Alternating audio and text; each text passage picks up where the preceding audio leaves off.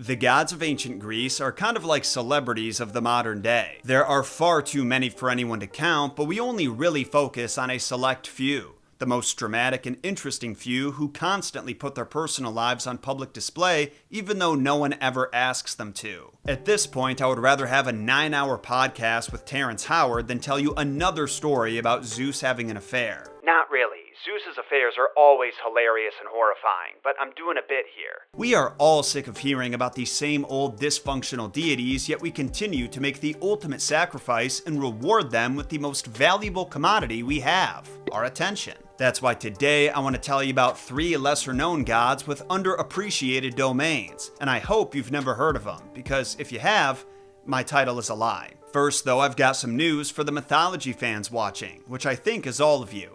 Except maybe Derek, but I don't know who invited him anyway. Yeah, I'm talking about you, Derek. I see you in the back. We are in the thick of the summer season, which means everybody and their mother is traveling around right now, seeing some sights, making some memories. But you know where nobody ever goes to have fun? The Underworld. That's why I'm excited to announce our partnership with the unofficial Underworld Tourism Board. In this chthonic collaboration, we've created some travel posters that capture the natural beauty of these divine destinations to help you decide where your next getaway will be. The freezing winds and snow make Helheim the coolest vacation spot in the 9 realms. The enriching aromas of sulfur and sunscreen fill the sandy duat from corner to corner, and the shoreline of Tartarus's flaming river Phlegethon is home to the hottest singles. Just imagine the look on your friend's face when they ask if you went anywhere fun this summer and you whip out a souvenir from the underworld. Where'd I go this summer? Oh, nowhere interesting, just where ancient gods are sent to suffer eternal torment. Thanks for asking. The posters come in 2 sizes, 11 by 17 and 18 by 24, and right now we're running a sale so that if you buy the full set of 3, you get a sweet discount. Also, important disclaimer, as of right now, this is a limited release. We only have 100 copies of each poster in each size, and once they sell out, they're gone. If the audience demand is overwhelming, then we can make more, but this chthonic collaboration was imagined as a fun one-off release. So get your orders in while supplies last. Link to meremortals.store is in the description. And thank you to our artists Doug and Pablo for lending your talents to this launch. The links to follow them on social media are at the bottom of the description. Speaking of art, when it comes to the arts of making wine and getting plastered, nobody does it quite like Silenus. I know, Dionysus is the Olympian god of wine, debauchery, pleasure, and insanity, but if it weren't for Silenus, then Dionysus as we know him may not exist. Silenus became the foster father of the infant Dionysus after Hera tried to murder him a few too many times. After she convinced the Titans to tear the young god's original form limb from limb, Zeus was able to salvage his son's tiny heart and mixed it into a potion for his lover Semele to drink. But when Hera found out about this, she tricked Semele into demanding to see Zeus's true form, which incinerated her. Zeus then had to search Semele's ashes to find his unborn son barely clinging to life, and this time he had to keep the baby safe from Hera's shenanigans. So he cut open his own thigh and placed the fetus inside. Then, when Dionysus was born yet again, Zeus's right-hand man, Hermes, left him in the care of Silenus. Silenus was an elderly satyr who's often credited as the father or grandfather of the entire satyr species, as well as the Nisiad nymphs, who lived with him in a cave on Mount Nysa. Pottery from ancient Greece depicts Silenus as a happy old man with hair everywhere but the top of his head and the usual satyr features, including a potbelly, a snub nose, and the ears and tail of either a goat or a donkey. Also, his wiener is usually hanging out, but whose wasn't in those days? Now, if you know anything about satyrs, then you know they love to party, even more than Andrew WK. And so did Silenus, so he was an interesting choice of guardian for Dionysus. My theory is that Zeus knew Hera didn't pay much attention to Silenus and the satyrs because they were lowly, furry sex perverts, not worth a goddess's time. Regardless, it ended up being a pretty good choice because with the help of the nymphs, Silenus successfully raised him to adulthood, although I think now we know where Dionysus's drinking problem came from. I've always joked that it was the result of his traumatic birth, but combine that with being raised by a constantly intoxicated satyr, poor god never had a chance. Even when Dionysus grew up, his not-so-nuclear family never strayed far from his side. Paintings and pottery from across the centuries usually show him alongside satyrs and nymphs. Silenus also appears in a few of these, and is sometimes shown riding on a donkey because he's too drunk to walk. This did benefit the gods once though. When Zeus declared war against the giants, he summoned all the gods to fight alongside him. Dionysus arrived on Olympus with his usual entourage, including Silenus, riding on donkeys. And when the donkeys saw the big scary giants, they started freaking out, hee-hawing all over the damn place. The sound of their braying was so intense that the giants had never heard anything like it before. And in a twist that even the fates couldn't have predicted, the giants forfeited their attack and ran for their lives. This event would be the last time Silenus was useful. Well, that's not fair. He was the god of winemaking and basically invented the process of stomping on grapes so they start fermenting. Which means if it weren't for him, we wouldn't have this classic bit of internet history.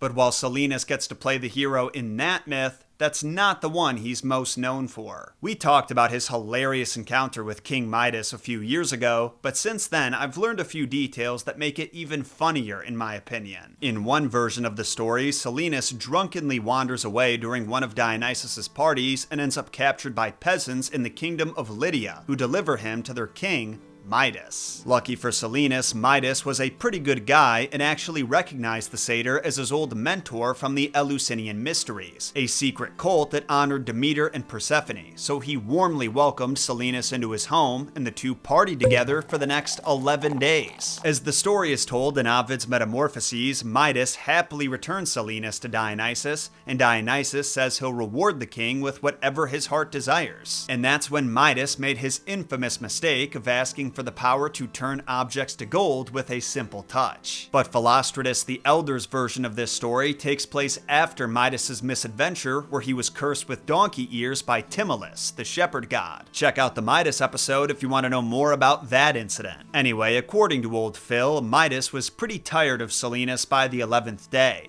And then Silenus made the mistake of singing a little song making fun of Midas's donkey ears, which offended Midas so much that he filled the nearby spring with wine without telling Silenus. So, when Silenus went to drink some water to hydrate himself, he was too drunk to notice the spring tasted like alcohol and drank himself into a coma. Then Midas escorted him back to Dionysus and got his shitty reward. You know who loves a good roast though? Momos, or Momos, the god and personification of mockery, sarcasm, blame, complaint, and he ridicules corn. Or, wait, that's ridicule and scorn. My bad. First, though, I want to tell you about the world-famous, all-powerful god of web design, our sponsor, Squarespace. Squarespace has taken the intimidating task of building a website from the ground up and put it on easy mode so anyone can do it. Their new guided design system, Squarespace Blueprint, helps you choose the perfect layout from their award-winning selection, then allows you to customize it exactly how you like it with their revolutionary drag-and-drop technology. You can set up an online store to sell homemade goods, create an official gallery of your artwork to share with the world or potential clients, even schedule reservations for your restaurant or appointments for your office. You don't have to worry about mobile users either, because every layout is optimized for every device, so everyone who checks out your site will have a seamless experience. And to those worried about all the software this is going to require you to download, install, and update, have no fear. It sounds too good to be true, but all of this design work can be done inside your web browser, so you never have to download or install anything. If you want to take your small business, side hustle, or passion project to the next level, go to squarespace.com/JohnSolo to start a completely free trial. And when your site is ready for launch, use code JohnSolo to get 10% off your first purchase of a website or domain. Maybe I've been living under a rock, but I had no idea a god of mockery and sarcasm existed. And I'm glad that I've learned the truth. You tarot card enthusiasts are going nuts in the comments because he shows up on the Fool card sometimes looking like a straight up jester. But there are some pretty good stories about him too. You see, Momos was the son of Nyx, the ancient personification of night. So maybe he thought he had some protection against old Zeus and the other gods, because he did not hold back in his critiques of them. There's a famous Aesop fable where Momos is selected to judge a competition between Zeus, Poseidon, and Athena about who can make something truly and objectively good. Zeus made man, the most excellent of all animals, Athena made a house for mankind to live in, and Poseidon made the bull, blessing mankind with delicious steak. When it came time for Momos' judgment, he said the bull's eyes should be under their horns so they could take aim whenever they gore something. He criticized mankind for not having a window into his heart so that his neighbor could see what he was planning, which is an interesting take. I like my neighbors, but I don't know them well enough to let them see into my heart hole. And to be honest, I don't feel comfortable trying to sneak a peek into theirs. Momos' critique of the house is also pretty funny to look at in the modern day. He says it should have been given wheels so the owners could pull the house away from their annoying neighbors. Once again, I'm okay with my house not having wheels, but I would love to see his reaction when he found out that someone finally invented the RV thousands of years later. Although they're not everyone's ideal living situation. Once all the other RV folks see what this RV guy's doing, they're gonna start parking their RVs on our street, and we're gonna be staring down the barrel of a shantytown situation. Have some class if you're gonna be poor. But my favorite fact about Momos comes from Callimachus, who said that Momos used to graffiti a certain phrase on the walls of Olympus solely to piss off Zeus. That phrase? Kronos is wise. But I think Zeus's reaction was a little more intense than Momos expected. Firstly, it resulted in him getting booted out of Olympus. But the Renaissance-era author Leon Battista Alberti expanded on his fate, claiming Zeus sent him to Earth, bound him to a rock, and castrated him as punishment for destabilizing the divine establishment. I feel like that was definitely enough for Momos to learn his lesson, but after castration, what else would he have to lose? You know who else went through a little gender bending, albeit a lot less painful? Our next god, Hermaphroditus, the patron of hermaphrodites and effeminates. After reading Hermaphroditus' story in Ovid's Metamorphoses, I was genuinely surprised that I'd never even thought to cover it sooner, because it's pretty messed up. Almost a gender-swapped version of Hades and Persephone's story. But then I realized this myth is completely isolated from the rest of the mythology. Its events have no impact on the overarching story the mythos tells, so it's pretty easy to overlook. The only connection Hermaphroditus has to the larger mythology is his parents, Hermes and Aphrodite. And you may have just realized when I said that his name is just their names combined. Aphroditus. Hermaphroditus was born as a handsome male youth and raised by nymphs on Mount Ida until he turned 15, when he was ready to see the world and explore strange lands. But his adventure was cut short by another nymph named Salmacis. I have no idea if I'm pronouncing that right. I saw some people online called it Salmacis, someone said Salmachus. I give up. When Hermaphroditus reached the kingdom of Caria, he found a picturesque pool of water that you could see to the very bottom. No reeds, no spiky rush, just a perfect, crystal clear pool. So he got undressed and went for a swim. At this moment, he was spotted by Salmacis, the nymph who took residence in that pool. And for her, it was love at first sight. Homegirl laid it on thick for ya boy. She told him he was as handsome as Cupid himself, that his family was lucky to be related to him, that his nurse was lucky to suckle him, and that if he's single, she wanted to be his bride. Now, nymphs are known for being pretty attractive, and Salmacis was no exception. She actually had a reputation for being too prissy and into her looks by her sister nymphs, who were all followers of Artemis. While they were off in the wilderness hunting game and doing parkour, she was hanging out in the pool, bathing herself and experimenting with different hairstyles. But as beautiful as she is, keep in mind that Hermaphroditus was just a boy.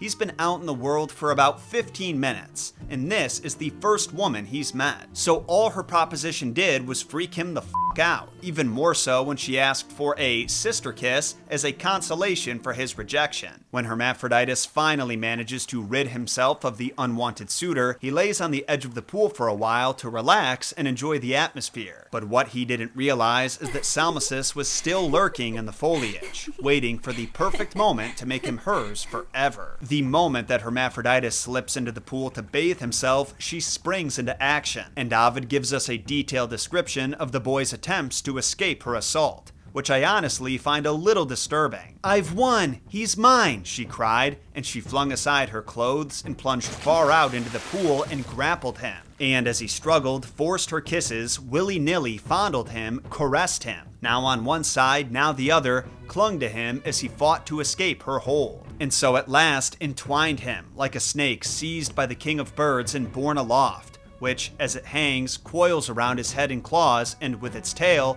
entwines his spreading wings. Or ivy wrapping around tall forest trees. Or, in the sea, a squid whose whipping arms seize and from every side surround their prey. As Hermaphroditus continued to struggle, the nymph began mocking him, calling him a fool and promising he would never escape. She called out to the gods to never let them part, and they answered her prayers by joining their bodies into one, so they seemed like both a man and a woman, and neither at the same time. When Hermaphroditus saw his reflection in the pool, he was horrified. He still had his masculine face and genitals, but now he had a woman's chest and limbs. He cried out in a voice much higher pitched than he was used to that any other man who swam in those waters emerge a woman, weakened instantly.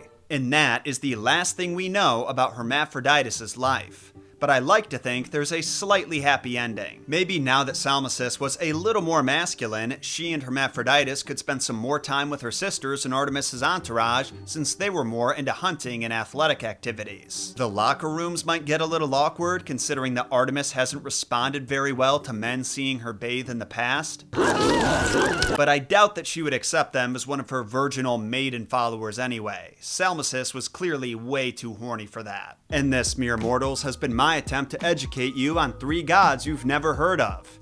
And this is the part where you leave a comment saying, "I've heard of all of these before." Yeah, good for you. If you were really smart, you would comment suggestions for even more lesser-known gods I can cover in the future. They don't have to be from the Greek pantheon either. When you're through with that, make sure to sacrifice those like and subscribe buttons to the algorithm gods, because that goes a long way in supporting what I do here on the channel. And remember to get your Divine Destination posters while supplies last. Link to meremortals.store is in the description. I'll see you again next week when we head east into some Japanese mythology. My name is John Solo, and remember, John shot first. What are you doing, Sanka? You dead?